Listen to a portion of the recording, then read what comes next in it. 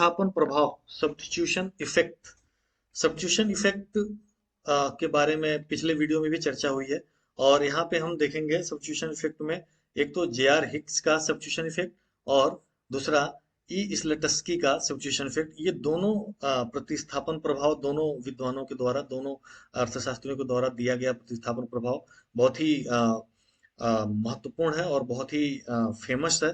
और प्रतिस्थापन प्रभाव हमने पिछले वीडियो में बताए हैं कि क्या होता है और ये कैसे मूल्य प्रभाव को से संबंधित होता है। और मूल्य प्रभाव प्रतिस्थापन प्रभाव और आय प्रभाव का योग होता है, ये हम पिछले वीडियो में बता चुके हैं। उसको आप यदि देखेंगे तो आपको समझ में आएगा। सब्स्टिट्यूशन इफेक्ट और इनकम इफेक्ट को जोड़ने से हमें प्राइस इफेक्ट मिलेगा। इसी का हम आगे अध्ययन करेंगे चित्र के माध्यम से। और ये इसके संबंध में, प्रतिस्थापन प्रभाव के संबंध में दो दृष्टिकोण खासा महत्वपूर्ण है। एक तो हिक्स का दृष्टिकोण, इसे हिक्सियन दृष्टिकोण कहते हैं सब्स्टिट्यूशन। और इसके अंतर्गत हम देखेंगे प्रतिस्थापन प्रभाव एक तो नॉर्मल गुड्स के संबंध में, और दूसरा इंफीरियर गुड्स के संबंध में, और तीसरा गिफन गुड्स के संबंध में। तो गिफन गुड्स हालांकि इंफीरियर गुड्स का ही एक अति निकृष्ट वस्तुएं हो जाती हैं, वो गिफन गुड्स कहलाती हैं। पिछले वीडियो में हमने देखा था कि गिफन गुड्स कैसे एक निकृष्ट वस्तु का पार्ट होता है, वहां आप जाकर के समझ सकते हैं। दूसरा जो दृष्टिकोण है वो स्लेटस्की का दृष्टिकोण है। स्लेटस्की सब्स्टिट्यूशन इफेक्ट कहते हैं इसको। और फिर हम इसमें अध्ययन करेंगे हिक्स और स्लेटस्की विधि का तुलनात्मक स्थिति क्या कहती है, उन इनका हम अध्ययन करेंगे। हिक्सियन दृष्टिकोण, हिक्स का दृष्टिकोण बहुत ही महत्वपूर्ण है। ये आपके माइक्रो इकोनॉमिक्स में बीए फर्स्ट सेमेस्टर में, फर्स्ट ईयर में काफी मायने रखता है पढ़ना और समझना। तो इसलिए हम यहाँ पे इसका अध्ययन करेंगे। ये हिक्स साहब है, इनका हमने फोटो यहाँ पे लगा भी दिया है। और इनका जन्म जो है वो 1904 में हुआ था, और इनकी जो मृत्यु है, देहावसान है, वो 1989 में हुआ था। इनको नोबेल पुरस्कार मिला था 1972 में। 1972 में इनको नोबेल मिला था। और इनका बहुत सारे सिद्धांतों में बहुत ही अधिक योगदान है। इनका नाम आप हर जगह देखेंगे, पढ़ेंगे। तो हिक्सियन दृष्टिकोण क्या कहती है, तो हम जानते हैं कि मूल्य प्रभाव के दो प्रभाव होते हैं, आय प्रभाव और प्रतिस्थापन प्रभाव। और ये हम पिछले वीडियो में दिखा दिए हैं कि किस तरह से ये दोनों प्रभाव कार्य करते हैं। यहाँ पे हम थोड़ा और उसके आगे की बात करेंगे, ठीक है। तो चूंकि हम यदि मूल्य में परिवर्तन के कारण उपभोक्ता के वास्तविक आय में परिवर्तन की क्षतिपूर्ति कर दें, तो वास्तविक आय में हुए परिवर्तन को समाप्त कर दें अर्थात, तो इसके बाद वस्तु की मांग में जो परिवर्तन होगा वो प्रतिस्थापन प्रभाव के कारण होगा, ठीक है। तो वस्तु की मांग में जो परिवर्तन होगा वह प्रतिस्थापन प्रभाव के कारण होगा। यहाँ पे एक उदाहरण से समझना मेरी बात, तो आपको ज्यादा अच्छे से समझ में आ जाएगी। और इसके लिए हम एक उदाहरण लेते हैं। मान लेते हैं कि उपभोक्ता के पास 100 रुपया है। उपभोक्ता के पास कितना है, 100 रुपया है। और एक्स वस्तु का वो उपभोग करता है, और एक्स वस्तु की कीमत है कितनी, तो 2 रुपया प्रति इकाई। तो वो कितना एक्स खरीदेगा, तो 50 एक्स खरीद पाएगा। माना कि एक्स वस्तु ही वो उपभोग करता है, बाकी और कुछ उपभोग नहीं करता है। तो 100 उसकी आय है, और एक एक्स की कीमत 2 इकाई है, तो 100 रुपए में 50 इकाई क्रय करेगा। अब माना कि एक्स की कीमत घट करके कितनी हो गई, 1 रुपए हो गई। अब वो कितना क्रय कर सकेगा, 100 एक्स। ये जो वृद्धि हुई है यही वास्तविक आय है, रियल इनकम यही है वस्तुओं के रूप में, ठीक है। तो 50 था पहले इसका वास्तविक आय, जब कीमत 2 था और कीमत घट गया तो उसकी वास्तविक आय बढ़ गई, यानी कि 100 हो गई, ठीक है। मौद्रिक आय उसकी वही की वही है।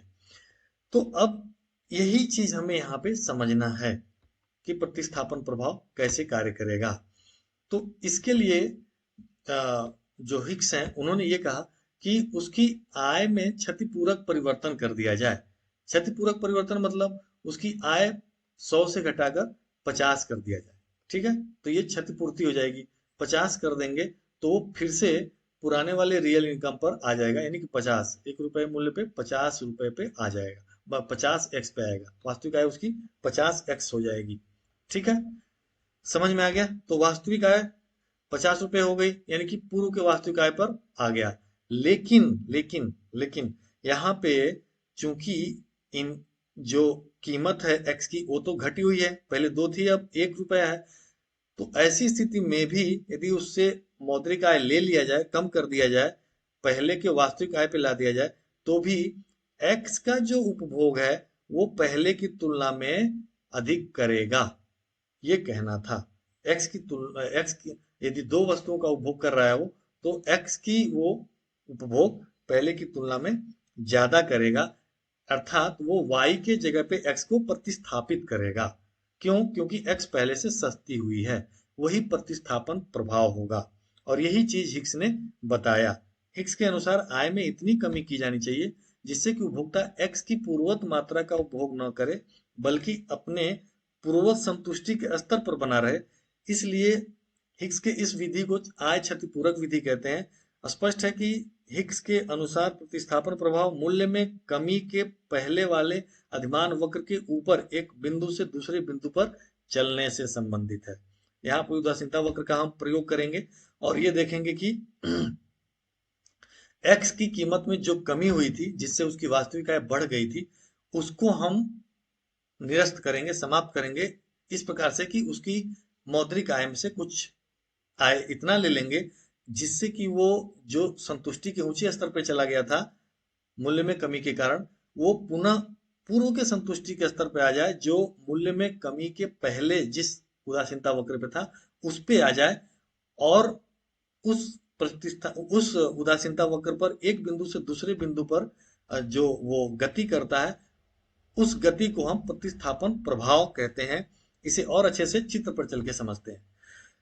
ठीक है, चित्र पे में जो बजट लाइन है, अब इसके लिए आप संतुलन जब पढ़ेंगे तो आप बजट लाइन और उदासीनता वक्र सब मैं समझा रखा हूं। जो बजट लाइन है वो P L1 है। जो बजट लाइन है PL1 है। और PL1 पर माना कि उपभोक्ता ई बिंदु पर संतुलन में है, जहां पे IC3 उदासीनता वक्र ई बिंदु पर स्पर्श करती है। और उपभोक्ता जो है वो एक्स वस्तु की OR मात्रा और वाई वस्तु की OB मात्रा उपभोग करता है। ठीक है, एक्स की OR और वाई की OB मात्रा उपभोग करता है। अब माना कि कीमत में कमी होती है, कीमत में कमी होगी तो क्या होगा, मैंने पहले भी बताया है। जो बजट लाइन है, कीमत रेखा है, वो बाहर की ओर शिफ्ट करेगी और वो हो जाएगी PL। ठीक है, PL जब हो जाएगी तो वह PL के किसी बिंदु पर होगा, किसी बिंदु पर संतुलन में होगा जहां पे कोई उदासीनता वक्र उसको स्पर्श करेगी। मान लो ये उदासीनता वक्र है IC4, और वो ये T बिंदु है कोई, वहां संतुलन में आ गया। तो ये जो E से T पर जा रहा है, ये क्या होगा, मूल्य प्रभाव होगा। ठीक है, अब आ, उससे हम, हिग्स कहते हैं कि उससे हम इतनी आय ले लें जिससे कि वो पूर्व के संतुष्टि के स्तर पर आ जाए। अभी जैसे IC4 ऊंचे संतुष्टि के स्तर पे है, अब उसे हम पूर्व के संतुष्टि के स्तर पे मतलब IC3 पर लाना है। तो उससे हम कितनी मौद्रिक आय लें कि वो इस पे आ जाए, जबकि कीमत चेंज नहीं हो रही है, कीमत बदल चुकी है, कीमत अनुपात बदल गया है। जो कि कीमत अनुपात जो पहले OP अपॉन OL1 था, अब वो चेंज होकर OP अपॉन OL हो गया है, कीमत अनुपात। तो ये वही है, कीमत अनुपात वही रहेगा। अब चूंकि उससे हम PB के बराबर, ठीक है, P1 P1 P PP1 के बराबर, ठीक है, ये हिस्सा PP1 के बराबर आए उससे ले लेंगे y के रूप में। तो जो बजट लाइन है PL, वो पैरेलल समानांतर शिफ्ट होकर और हो जाएगी P1L2, P1L2। ठीक है, नई बजट रेखा क्या हो जाएगी, P1L2 नई बजट रेखा हो जाएगी। और इतना इसको हम नीचे शिफ्ट कराएंगे कि वो पिछले संतुष्टि के स्तर के उदासीनता वक्र को किसी बिंदु पर स्पर्श करे, जैसे वो E बिंदु पर स्पर्श कर रही है, जहां पर उपभोक्ता अब Y वस्तु की OA इकाई और X वस्तु की इकाई बढ़ाकर ON कर दिया है। ठीक है, X वस्तु की इकाई अब बढ़ा करके कितना कर दिया है, ON। और वाई वस्तु की इकाई बढ़ाकर कितना कम करके कितना कर दिया है, ओ ए। ठीक है, तो यही ई से ई वन पर जाना प्रतिस्थापन प्रभाव है। ठीक है, सब्स्टिट्यूशन इफेक्ट है, ई से ई वन पर जाना। और ये इसकी व्याख्या जो मैंने बताया वो इसमें लिखा हुआ है। तो ई से ई वन पर जाना प्रतिस्थापन प्रभाव कहलाएगा, या एक्स की मात्रा जो ओ आर है वो आर एन हो जाएगा। तो आर से एन पर जाना प्रतिस्थापन प्रभाव, ये दूरी प्रतिस्थापन प्रभाव के कारण होगा। तो इस प्रकार हमने देखा कि किस प्रकार से आय में उसके इतनी इस प्रकार से कमी की जाए कि वह पुराने वाले उदासीनता वक्र, पुराने वाले संतुष्टि के स्तर पर आ जाए, पुराने वाले उदासीनता वक्र पर आ जाए। और इसके लिए हम जो नई कीमत रेखा है उसको इस प्रकार अंदर की ओर शिफ्ट करेंगे, क्योंकि उसके आय को कम कर रहे हैं। तो जाहिर सी बात है कि बजट रेखा को अंदर की ओर शिफ्ट करेंगे, और तब तक शिफ्ट करेंगे जब तक कि वो उदासीनता वक्र आईसी 3 को कहीं न कहीं स्पर्श करे। तो ये ई से ई वन पर जो आया, जो हम उसके पुराने वाले आय स्तर पे लाए हैं, तो फिर भी वो एक्स की मात्रा अधिक उपयोग करेगा, वाई की मात्रा घटाएगा, यानी कि वाई के स्थान पे एक्स को प्रतिस्थापित करेगा। और यही प्रतिस्थापन प्रभाव कहलाएगा हिग्स के अनुसार। ठीक है, अब ये सामान्य वस्तु के संबंध में प्रतिस्थापन प्रभाव क्या होगा। ठीक है, तो सामान्य वस्तुओं के संबंध में मूल्य के परिवर्तन के कारण उत्पन्न आय प्रभाव तथा प्रतिस्थापन प्रभाव ऋणात्मक होंगे। ठीक है, जैसा कि हमने पिछली वीडियो में देखा है कि मूल्य प्रभाव प्राइस इफेक्ट क्या होता है, इनकम इफेक्ट, सॉरी ये बराबर होगा, प्राइस इफेक्ट बराबर income effect plus substitution effect. ठीक है, तो चूंकि इनकम इफेक्ट जब निगेटिव होगा और सब्स्टिट्यूशन इफेक्ट तो निगेटिव होता ही है, तो ऑटोमेटिकली ये प्राइस इफेक्ट को निगेटिव कर देंगे। ठीक है, तो इसके लिए हम चित्र को लेते हैं। चित्र में जो प्रारंभ में बजट रेखा है या कीमत रेखा है वो पी एल है। पी एल के वो E1 बिंदु पर संतुलन में है, जहां पे आईसी वक्र स्पर्श करती है वक्र को, यहाँ इसलिए संतुलन होगा उपभोक्ता का, और वह एक्स का ओ एक्स वन इकाई उपभोग करेगा। ठीक है, ये प्रारंभिक स्थिति होगी। अब शुरू होता है कीमत में, मान लीजिए कमी होता है, और बजट रेखा जो पी एल है वो शिफ्ट होकर बजट रेखा पी एल वन हो जाता है। ठीक है, पी एल वन होने पर वो किसी नए उदासीनता वक्र और अपेक्षाकृत ऊंचे उदासीनता वक्र पे चला जाएगा। क्योंकि बजट रेखा बाहर की ओर शिफ्ट हुई है, तो जाहिर सी बात है कि वो ऊंचे उदासीनता वक्र पे जाएगा। और क्योंकि मूल्य में कमी होने के कारण बजट रेखा बाहर हुई है, इसलिए उसका आय रियल इनकम बढ़ जाएगा, और इसलिए वो ऊंचे उदासीनता वक्र पे चला जाएगा। और मान लीजिए वो E3 पर स्पर्श करती है नए बजट रेखा को, तो उपभोक्ता E3 पे संतुलन पे होगा, जहां वो X3 मात्रा उपभोग करेगा एक्स का, ओ एक्स थ्री मात्रा उपभोग करेगा एक्स का। अब हम उसके प्रतिस्थापन प्रभाव को ज्ञात करने के लिए क्या करेंगे, उससे वास्तविक आय उसकी पूर्व के वास्तविक आय पर लाएंगे, और इसके लिए हम उसकी वास्तविक आय को कम करेंगे, वाई के रूप में पी पी वन के बराबर कम करेंगे। और इतना कम करेंगे कि जो बजट लाइन है वो पैरेलल शिफ्ट होकर, पैरेलल हम इसलिए बोल रहे हैं क्योंकि अब नई कीमत अनुपात आ, हो गया है, और नई कीमत अनुपात के हिसाब से कीमत में कोई परिवर्तन नहीं हो रहा है। इसलिए जो कीमत रेखा है वो केवल उसके आय में कमी के कारण, आय को हम उसके कम कर रहे हैं, इसके कारण वो अंदर की ओर खिसक रही है, शिफ्ट हो रही है। और उसके आय को हम इतना कम करेंगे, जैसा कभी मैं पिछले स्लाइड में बताया, ऐसा कम करेंगे कि वो पूर्व के आय के स्तर पे आ जाए, अर्थात पूर्व के संतुष्टि के स्तर पे आ जाए, जो आईसी वन वक्र के किसी बिंदु को स्पर्श करेगी, जैसे कि वो E2 बिंदु को स्पर्श कर रही है जो नई बजट रेखा है P1L2। ठीक है, तो इस नई बजट रेखा पर अब वो वस्तु की मात्रा, एक्स वस्तु की मात्रा ओ एक्स टू कर रहा है उपभोग, जो कि पहले से अधिक है, पी ओ एक्स वन से अधिक है जब ई वन पे था। और ये ई वन से ई टू पर जाना ही सब्स्टिट्यूशन इफेक्ट है, सब्स्टिट्यूशन इफेक्ट है।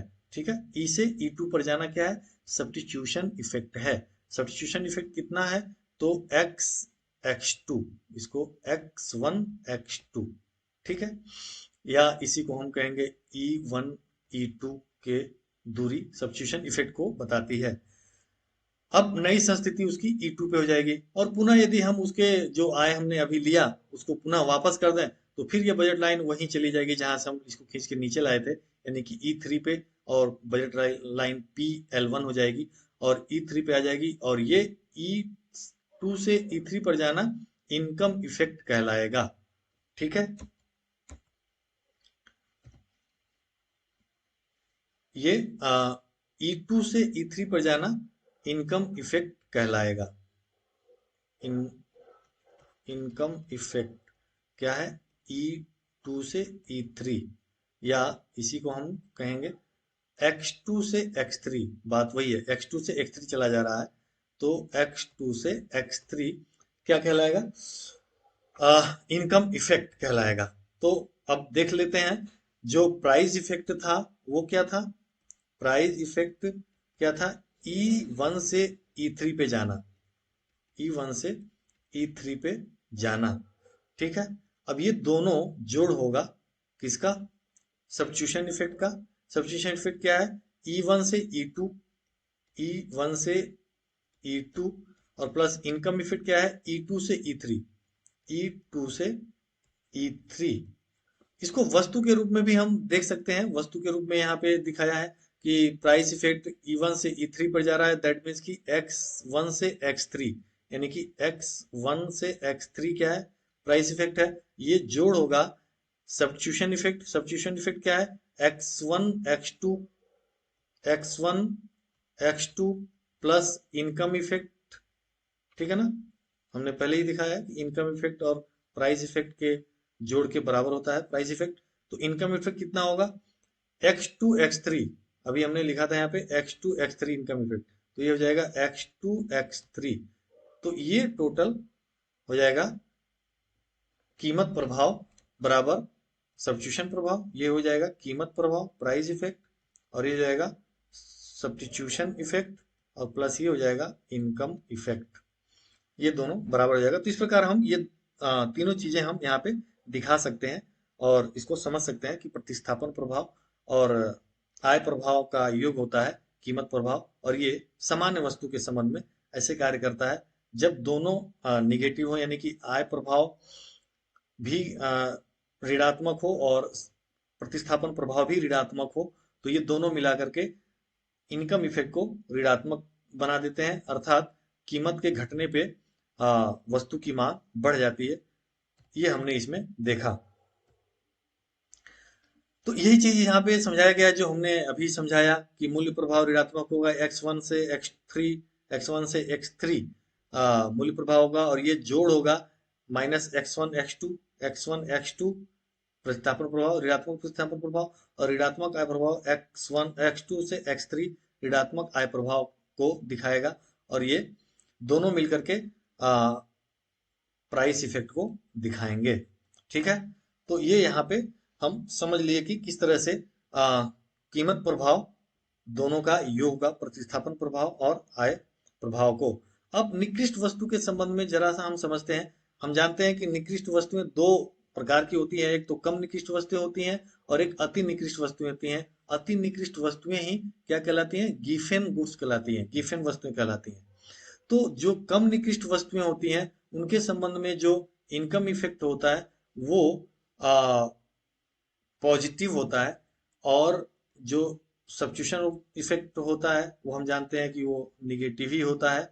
लेकिन वो जो इनकम इफेक्ट पॉजिटिव है वो कमजोर होता है निगेटिव सब्स्टिट्यूशन इफेक्ट के, यानी कि सब्स्टिट्यूशन इफेक्ट ज्यादा मजबूत होता है जो निगेटिव है। इसलिए जो प्राइस इफेक्ट है वो क्या रह जाता है? निगेटिव ही रह जाता है, अर्थात मांग का नियम यहाँ कार्य करता है। अर्थात ओवरऑल यदि कीमत घटेगी तो मांग बढ़ेगी ही। इसको थोड़ा और डिटेल में हम समझते हैं।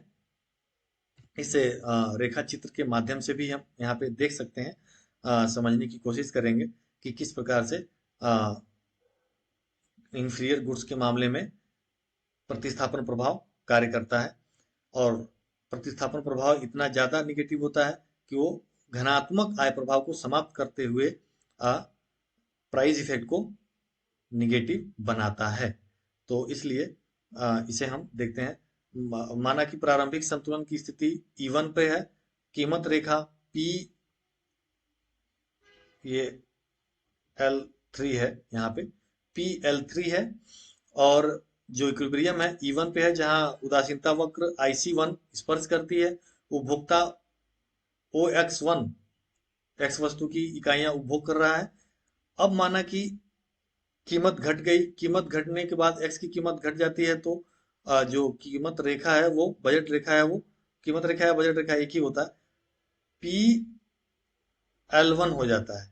ठीक है, कीमत रेखा बाहर की ओर शिफ्ट होकर PL1 हो जाएगी, और यह किसी ऊंचे उदासीनता वक्र माना कि IC2 पर ई बिंदु पर संतुलन में होगा, जहां स्पर्श करेगा, और ई थ्री बिंदु पर संतुलन में होगा, और जो उपभोग है एक्स का वो X3 हो जाएगा बढ़ के।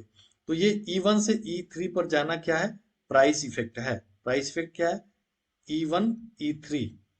ठीक है, या इसको हम कह सकते हैं X1 X3। ये अब हम उससे फिर वही आय क्षतिपूरक विधि के हिसाब से उसकी आय को कम करेंगे। P1 के बराबर Y के रूप में हम उससे आय ले लेंगे, यानी कि उसकी मौद्रिक आय को कम करेंगे, और तब तक कम करेंगे जब तक कि वो पुराने के संतुष्टि पे ना आ जाए, यानी कि उसके आय प्रभाव को समाप्त करेंगे। वास्तविक आय प्रभाव को, आयजन मूल्यजन्य आय प्रभाव जिसको कहते हैं, उसको हम समाप्त करेंगे। और इसके लिए हम कीमत रेखा को पैरेलल इस प्रकार अंदर की ओर शिफ्ट करेंगे, क्योंकि उसकी आय में कमी कर रहे हैं, तो कीमत रेखा अंदर की ओर खिसकेगी, और उसको इस प्रकार हम तब तक खिसकाएंगे जब तक कि वो पुराने वाले संतुष्टि स्तर पर, अर्थात पुराने वाले उदासीनता वक्र पर ना आ जाए। जैसे कि ये IC1 उदासीनता वक्र है, और ये हम शिफ्ट कर रहे हैं, तो कीमत अनुपात चूंकि सेम है, बदला नहीं है, इसलिए वो अंदर की ओर शिफ्ट होगा, और पुराने वाले उदासीनता वक्र IC1 पर E2 पर, ठीक है, E2 पर इक्विलिब्रियम में आएगा, और इस प्रकार वो पुराने संतुष्टि पे E2 पे आ रहा है, पुराने वाले उदासीनता वक्र पे E1 से E2 पर आना सब्स्टिट्यूशन इफेक्ट है। ठीक है, सब्स्टिट्यूशन इफेक्ट क्या है? E1 से E2 पर आना, या वस्तु के रूप में E1 से E2 पर आना है, मतलब E1 से संबंधित X1 है और E2 से संबंधित X2 है, यानी कि X1 X2 क्या है? सब्स्टिट्यूशन इफेक्ट है, इसको हम कहते हैं सब्स्टिट्यूशन इफेक्ट।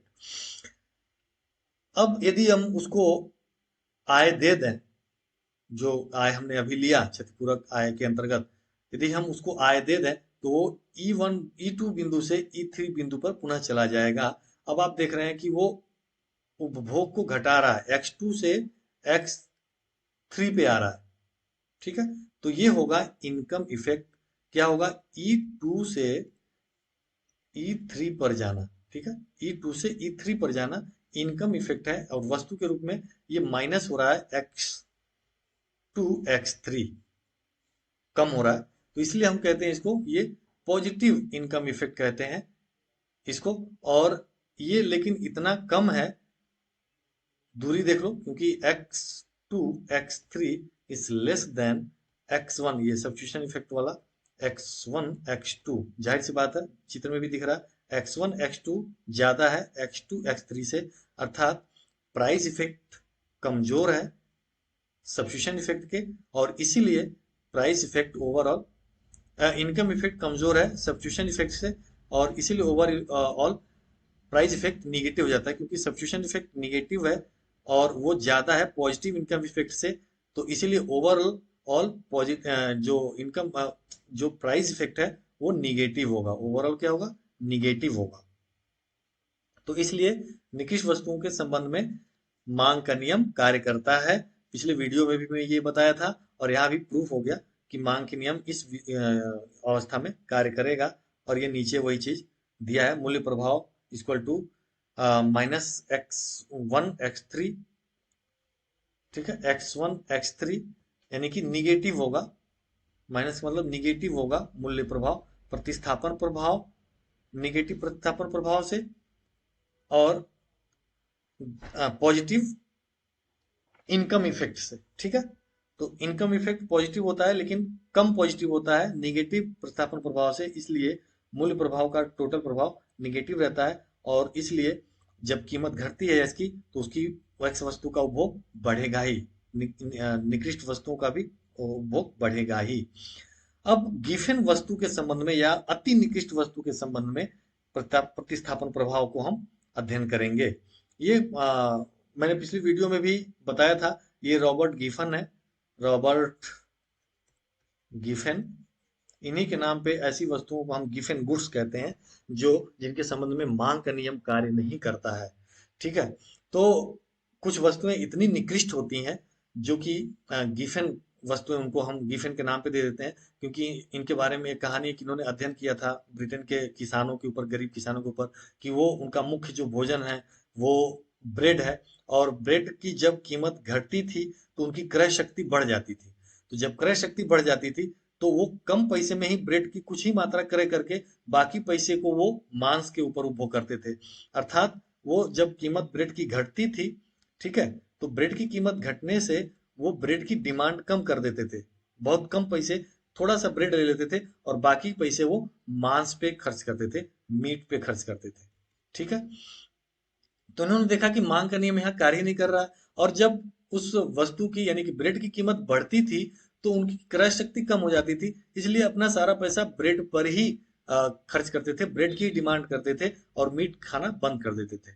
तो मांग बढ़ जा रही थी ब्रेड की। तो ये कुछ अजीब सा उन्होंने संबंध देखा, और उन्होंने पाया कि ऐसी वस्तुएं जिनके संबंध में इनकम इफेक्ट पॉजिटिव हो, बहुत ज्यादा पॉजिटिव हो, ठीक है, और इतना पॉजिटिव हो कि निगेटिव सब्स्टिट्यूशन इफेक्ट से ज्यादा हो। ठीक है, यानी कि सब्स्टिट्यूशन इफेक्ट जो निगेटिव है उससे ज्यादा हो इनकम इफेक्ट जो कि पॉजिटिव है।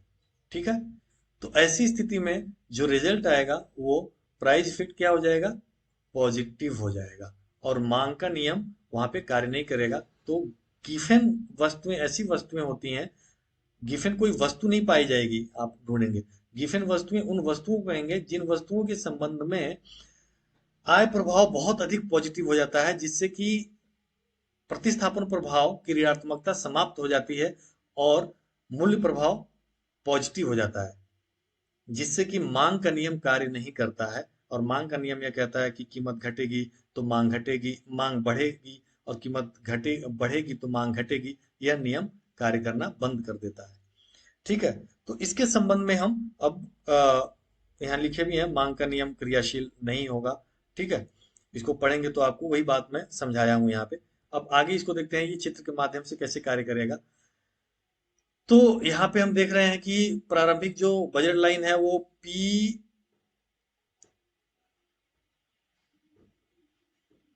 ये x1 है, x2, पी x2, यहाँ पे x2 वस्तु की मात्रा को दिखाया गया है।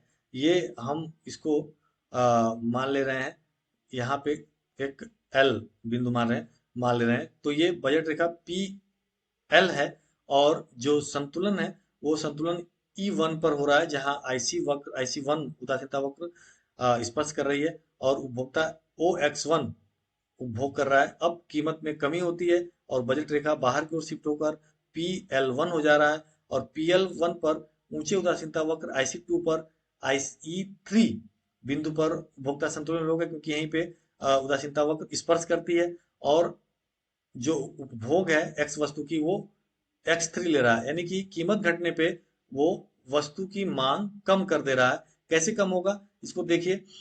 अब सब्स्टिट्यूशन प्रतिस्थापन प्रभाव निकालने के लिए हम क्या करेंगे, उससे वास्तविक आय उसकी कम करेंगे, और तब तक कम करेंगे जब तक कि वो पुराने वाले उदासीनता वक्र IC1 पे ना आ जाए। इसके लिए हम PP1 के बराबर उसके y के रूप में PP1 मात्रा उससे हम ले लेंगे, और बजट रेखा नीचे की ओर तब तक शिफ्ट होगी जब तक कि वो IC1 पूर्व के संतुष्टि के स्तर पर ना आ जाए। IC1 को E2 पर स्पर्श करता है, और अब उपभोग वो X2 OX2 उपभोग करता है, यानी कि पहले E पर था उसी समान आय पर, और अब उसी समान आय पर E2 पर है। अर्थात E1 से E2 पर जाना सब्स्टिट्यूशन इफेक्ट है। E1 से E2 पर जाना सब्स्टिट्यूशन इफेक्ट है, ठीक है, जो कि ये निगेटिव ही होता है। अब उसको हम फिर से, अब जब नई संतुलन की बिंदु E2 पर है, यदि हम उसे आय जो लिए थे PP1 के बराबर, वास्तविक आय के बराबर या मौद्रिक आय इतना कम करेंगे, तो वो पुनः अपने, उसको वापस करेंगे तो पुनः अपने पुराने वाले संतुलन E3 पे फिर से चला जाएगा, यानी कि उच्च उदासीनता वक्र पर फिर से चला जाएगा, और जो मांग है उसकी वो घट करके X3 हो जाएगी। अर्थात जो इनकम इफेक्ट है वो क्या है, E2 से E3 पर जाना, अर्थात X2 से X3 पर जाना, ठीक है। X2 से X3 क्या है, तो ये पॉजिटिव इनकम इफेक्ट है, ठीक है, जो कि ज्यादा है सब्स्टिट्यूशन इफेक्ट से, निगेटिव सब्स्टिट्यूशन इफेक्ट से, और इसीलिए जो प्राइस इफेक्ट है वो पॉजिटिव हो जाती है, यानी कि मांग का नियम, डिमांड, लॉ ऑफ डिमांड कार्य नहीं करता है, ठीक है। अर्थात वस्तु की कीमत में कमी होने पर, जैसा कि कमी होने पर L1 पे चला गया था, उसकी मांग में कमी हो जा रही है, ठीक है, उसकी मांग में कमी हो जा रही है, जबकि वो X1 था पूर्व में, कीमत कम होने के पहले वो X1, और अब वो X3 है, तो ये निकृष्ट वस्तु के संबंध में होता है। ये चीज यहाँ पे व्याख्या करके दिखाया गया है कि मूल्य प्रभाव जो है,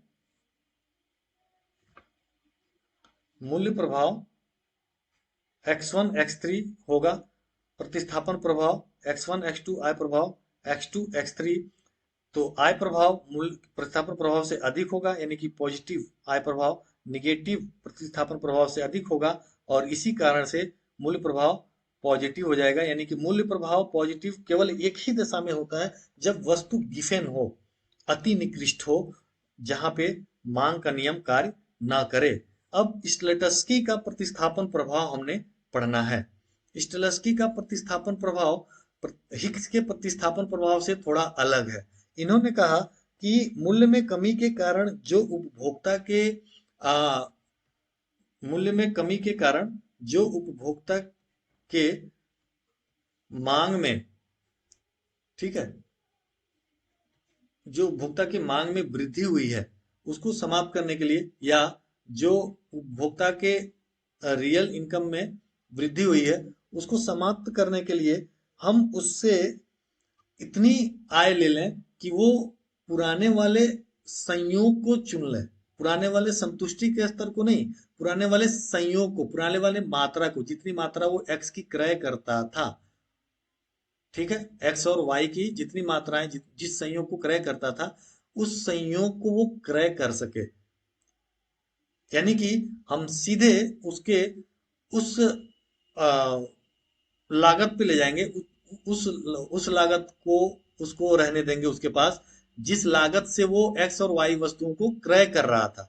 इसलिए इसको हम लागत अंतर विधि कहे, इसलिए इनकी विधि को लागत अंतर विधि, यानी कि हम उसके उस पॉइंट पे ले जाएंगे जिस पॉइंट पे वो पहले था, जिस संयोग को वो पहले क्रय कर रहा था, हम उसके मूल्य परिवर्तन के पहले के संयोग पर ले जाएंगे। इसलिए इसको हम ये स्लेटस्की है जिन्होंने ये सिद्धांत को दिया था। अब इसको चित्र के माध्यम से समझेंगे तो ज्यादा अच्छे से समझ में आएगा। माना कि जो बजट रेखा है, प्रारंभिक बजट रेखा, वो पी एल है, ठीक है, पी एल है। पी एल पे वो E1 बिंदु पर, ये E1 बिंदु है, E1 बिंदु पर जहां I1 उदासीनता वक्र स्पर्श करती है, संतुलन में है, ठीक है, और X वस्तु की OX मात्रा क्रय कर रहा है, ठीक। अब क्या होता है, कीमत कम होती है, कीमत कम होती है तो बजट लाइन बाहर की ओर शिफ्ट होगी, हमें पता है। जो बजट लाइन PL1 है वो बाहर की ओर शिफ्ट होकर, ये बजट लाइन बाहर की ओर शिफ्ट होकर PL1 हो जाएगा, PL से PL1 हो जाएगा, नई बजट रेखा। और निश्चित रूप से वो ऊंचे उदासीनता वक्र, चूंकि उसकी वास्तविक आय बढ़ गई है, तो ऊंचे उदासीनता वक्र जैसा कि I3 उदासीनता वक्र पे E3 बिंदु पर संतुलन में आ जाएगा। संतुलन जब वीडियो देखेंगे संतुलन वाला तो आपको पता चल जाएगा कि क्यों E3 पे संतुलन में होगा। E3 पे आ जाएगा और उपभोग चूंकि उसकी बढ़ के X3 हो जाएगा क्योंकि उसकी वास्तविक आय बढ़ गई है। तो ये E1 से E3 पर जाना क्या है, प्राइस इफेक्ट हो गया, या यही बराबर है X1 से X3 पर जाना। X1 E3 से एक E1 से संबंधित है, X3 E3 से संबंधित है, तो X1 X3, ठीक है, ये प्राइस इफेक्ट हो गया। अब स्टेलेटस की यहीं पे अंतर करते हैं हिग्स की विधि से, ध्यान से देखना। वो कहते हैं कि हम उसकी आय में इतना इतना इस प्रकार से अंतर करें, यानी कि उसके पास इतनी मुद्रा इस प्रकार से छोड़ें कि वो पुराने वाले संयोग को क्रय कर सके, ठीक है। तो निश्चित रूप से जो आय है वो हिग्स के विधि के हिसाब से इसमें हम उसकी आय में कम ही कमी होगी, यानी कि P1 के बराबर कम करेंगे, और वो जो बजट रेखा है वो पैरेलल अंदर तब तक खिसकाएंगे जब तक कि वो E1 बिंदु जो पूर्व में क्रय कर रहा था संयोग, उस संयोग से होता हुआ जाए, जैसा कि P1L2 जो बजट लाइन है वो E1 बिंदु से होता हुआ जा रहा है, जो ये बताता है कि उसको पुराना संयोग उपलब्ध है। यानी कि जिस लागत से वो पुराना संयोग क्रय कर रहा था हम उस लागत को उसके पास रहने देंगे, अर्थात मुद्रा के रूप में इस विधि में उसके पास हिग्स के विधि के तुलना में अधिक मुद्रा रह जाता है जब हम उसे E1 बिंदु से, यानी कि पुराने संयोग से उसको हम उपलब्ध कराते हैं, पुराने संयोग को हम उसको ऑफर कराते हैं, तो होता हुआ जाएगा। अब जाहिर सी बात है कि P1L2 जो बजट लाइन है वो E1 बिंदु को क्रॉस करता हुआ जा रहा है, यानी कि जो I1 बजट रेखा है उसको स्पर्श नहीं कर रहा है, उसको क्रॉस करता हुआ जा रहा है, तो वो E1 बिंदु पर संतुलन में नहीं होगा। ये संतुलन वीडियो देखेंगे तो आपको पता चल जाएगा क्यों नहीं होगा। वो अपेक्षाकृत ऊंचे उदासीनता वक्र, जो कोई वक्र, यहाँ बहुत सारे उदासीनता वक्र हैं, अधिमान वक्र हैं, तो जैसे L2 उदासीनता वक्र है वो E2 बिंदु पर इस नई बजट रेखा P1 P2 L2 को स्पर्श कर रही है, इसलिए उसका संतुलन अब E1 पे ना होकर E2 पे होगा, और X वस्तु की वो X2 मात्रा क्रय करेगा। तो यह E1 से E2 पर जाना सब्स्टिट्यूशन इफेक्ट है। E1 से E2 पर जाना, या X1 से E1 से संबंधित X1 है, E2 से संबंधित X2 है, तो X1 से X2 क्या है, सब्स्टिट्यूशन इफेक्ट है। अब चूंकि हम जो इससे आय लिए थे अभी, उसको यदि हम पुनः वापस कर दें तो वो E2 से E3 पे चला जाएगा, स्वाभाविक रूप से वह इनकम इफेक्ट कहलाएगा। E2 से E3, और E3 E2 से E3 से संबंधित X2 और X3 है, तो ये बराबर होगा X2 X3 के, ठीक है। और हम जब ये सब्स्टिट्यूशन इफेक्ट और इनकम इफेक्ट जोड़ेंगे तो प्राइस इफेक्ट मिल जाएगा, जैसा कि X1 X3 प्राइस इफेक्ट हो गया, ठीक है। ये बराबर होगा सब इनकम इफेक्ट। इनकम इफेक्ट कितना है, इनकम इफेक्ट कितना है, तो X2 X3 plus substitution effect कितना है, तो X1 X2, ये दोनों बराबर हो जाएंगे कि ये इनकम इफेक्ट और ये इतना सब्स्टिट्यूशन इफेक्ट, ये दोनों मिलाकर प्राइस इफेक्ट, ठीक है। तो ये इस टस्की ने इस प्रकार बताया कि सब्स्टिट्यूशन इफेक्ट जो होगा वो एक वक्र से दूसरे वक्र पे जाने पर होगा, यानी कि सब्स्टिट्यूशन इफेक्ट में उपभोक्ता ऊंचे उदासीनता वक्र पर जंप कर जाता है। ये स्लेटस की विधि में दिखाया गया है, तो ये आप यहाँ पे समझ ही रहे होंगे, ठीक है। तो ये दोनों का मूलभूत अंतर है, और इसका हम यदि तुलनात्मक अध्ययन आप करें तो इस प्रकार से हम कर सकते हैं। इस चित्र में हम आराम से दिखा सकते हैं दोनों हिग्स और स्लेटस्की के दोनों के विधियों को तुलनात्मक अध्ययन के रूप में यहाँ पे हम दिखा सकते हैं। ध्यान से देखिए, सबसे पहला जो बजट लाइन है वो पी एल है, ठीक। पीएल बजट रेखा है शुरुआत में, ई बिंदु पर उपभोक्ता संतुलन में है, जहां पर x1 एक्स वस्तु की x1 इकाई उपभोग कर रहे हैं। चूंकि हम x वस्तु के ही कीमत में परिवर्तन कर रहे हैं, यदि इसीलिए हम केवल x वस्तु की मात्रा को यहाँ पे दिखा रहे हैं। यहाँ पे y वस्तु दिखाया गया है इस वक्र पे, उसकी मात्रा का हम अध्ययन नहीं करते हैं, केवल x वस्तु की मात्रा का ही अध्ययन करेंगे, क्योंकि x वस्तु की कीमत को ही बदला जा रहा है यहाँ पे। अब ये संतुलन यहाँ पे आ गया। अब x वस्तु की कीमत में कमी होती है, बजट रेखा बाहर की ओर शिफ्ट होकर पी L1 हो जाता है, और PL1 पर उपभोक्ता E1 पर संतुष्टि के स्तर पे आ जाता है। यह E से E1 पर जाना प्राइस इफेक्ट होगा दोनों में, इस लटस्की में भी और हिग्स में भी। ये एक चीज में दोनों में समानता है, प्राइस इफेक्ट दोनों का बराबर है। देख लो यहाँ से यहाँ तक की दूरी प्राइस इफेक्ट है, और यही दूरी खींच करके रेखा लेकर के दिखाया गया है इन रेखाओं से, डॉट डॉट रेखाओं से। यही दूरी इस लटस्की में भी प्राइस इफेक्ट दिखाता है।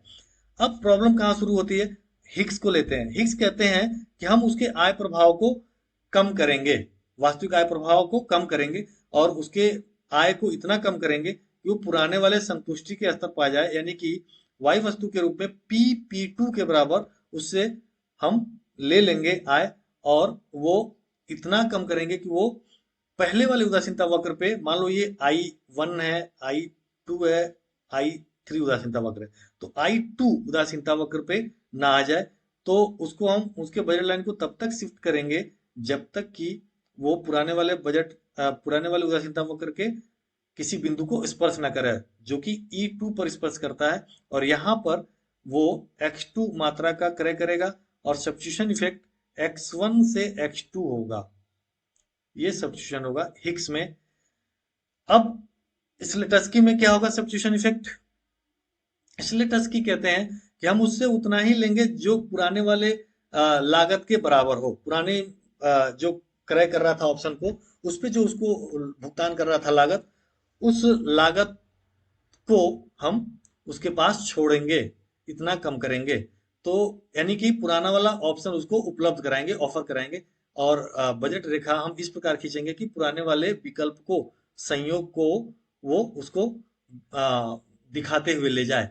तो उसकी आय में इस लेटेस्ट के अनुसार कम कमी की जाएगी, यानी कि P1, और जो बजट रेखा है वो इतना ही शिफ्ट होगा कि वो ई बिंदु को क्रॉस करता हुआ जाए, जैसा कि इस लटस्की का जो बजट रेखा है वो P1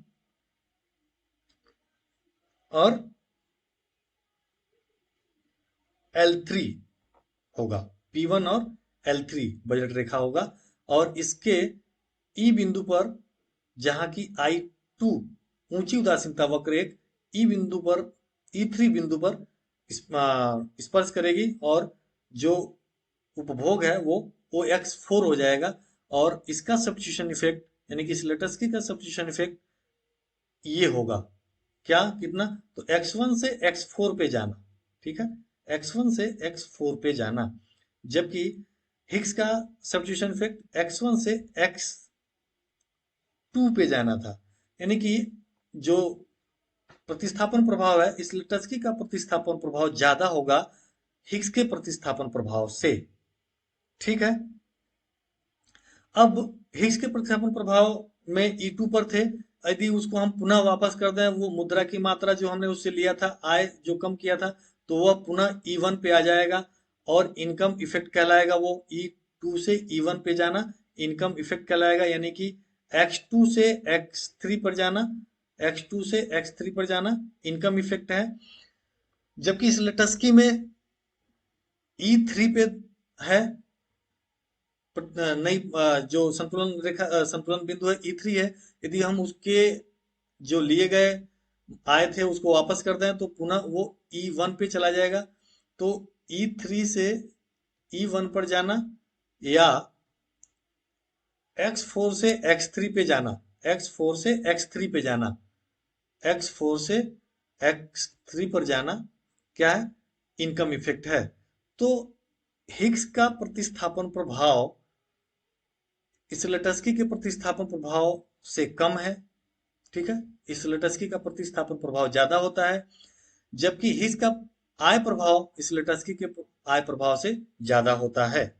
यही तुलनात्मक अध्ययन है, और वो इसीलिए हो रहा है क्योंकि स्लेटस्की का जो प्रतिस्थापन प्रभाव है वो जांचने का दूसरा तरीका है, वो लागत अंतर विधि से हम उसको अ, अ, दिखाते हैं। और इसको एक टेबल में भी दिखाए हैं जो हमने ऊपर अभी बताया कि मूल्य प्रभाव दोनों में सेम होगा, x1 x3 x1 x3, इस लेटस की विधि में भी और हिग्स विधि में भी दोनों बराबर होगा, लेकिन प्रतिस्थापन प्रभाव में अंतर हो जाएगा। प्रतिस्थापन प्रभाव हिग्स के अंतर्गत अंतर्गत कम होगा, x1 x2 होगा मात्र, जबकि इस लेटस की विधि में ज्यादा होगा, x1 x4। क्यों? क्योंकि इस लेटस की विधि में उपभोक्ता ऊंचे उदासीनता वक्र पे चला जाता है, जब जिससे कि वो एक्स की अधिक मात्रा उपभोग करता है, अर्थात प्रतिस्थापन प्रभाव हिग्स के स्लेटस्की के मामले में ज्यादा प्रबल होगा, और उपभोक्ता गेनर होगा, एक तरह से कह सकते हैं। आय प्रभाव हिग्स के विधि में आय प्रभाव ज्यादा होगा, x2 x3 होगा, और स्लेटस की विधि में आय प्रभाव x4 x3 होगा, तुलनात्मक रूप से कम होगा, आय प्रभाव कम होगा। प्रतिस्थापन प्रभाव